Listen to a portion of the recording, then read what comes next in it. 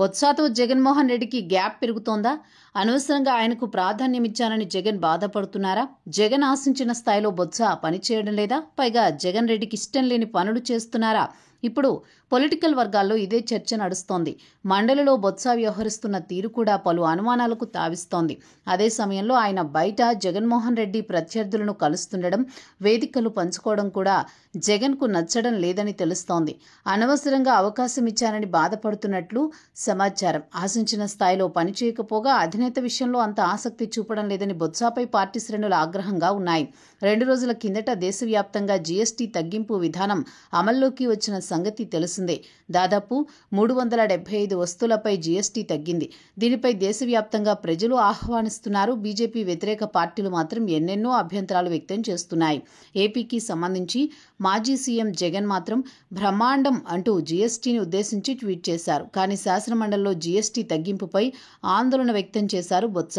దానికి సంబంధించిన తీర్మానంపై సానుకూలత వ్యక్తం చేయలేదు. దీంతో ఒక్కసారిగా వైసీపీ పార్టీలు, ఎమ్మెల్సీ సైతం ఆశ్చర్యపోయారు. అధినేత అభినందనలు తెలుపుతుంటే బొత్స వ్యతిరేకించడం ఏంటి అని వారు చర్చించారు. ఎక్కడో తేడా కొడుతోందనే అనుమానపు చూపులు చూసిన వారు ఉన్నారు. సాధారణంగా రాజకీయ ప్రత్యర్థులతో సొంత పార్టీ నేతలు కలవడం జగన్మోహన్ రెడ్డికి నచ్చదు. తెలంగాణలో తన తండ్రి పేరిట వైఎస్ఆర్ తెలంగాణ పార్టీని ఏర్పాటు చేశారు షర్మిల. అప్పట్లో ఆ పార్టీ ఆవిర్భావ సభకు వైసీపీ నేతలకు సైతం ఆహ్వానాలు అందాయి. కానీ అప్పట్లో సీఎం హోదాలో ఉన్న జగన్ రెడ్డి పార్టీ నేతలను నియంత్రించాలన్న విమర్శ ఉంది. అప్పట్లో వైఎస్ఆర్ కాంగ్రెస్ పార్టీ నేతలు హాజరు కాలేదు. అటువంటిది ఇటీవల బొత్స షర్మిలతో వేదిక పంచుకున్నారు. ఆమెతో చాలాసేపు ముచ్చట్లు పెట్టారు. మరోవైపు డిప్యూటీ స్పీకర్ రఘురామకృష్ణంరాజుతో సైతం చాలా క్లోజ్గా గడిపారు.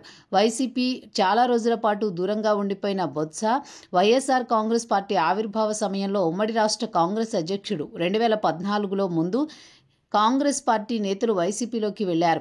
కానీ బొత్స మాత్రం వెళ్లలేదు. 2014లో కాంగ్రెస్ తరపున పోటీ చేసి 2017 సమయంలో మాత్రమే వైసీపీలో చేరారు.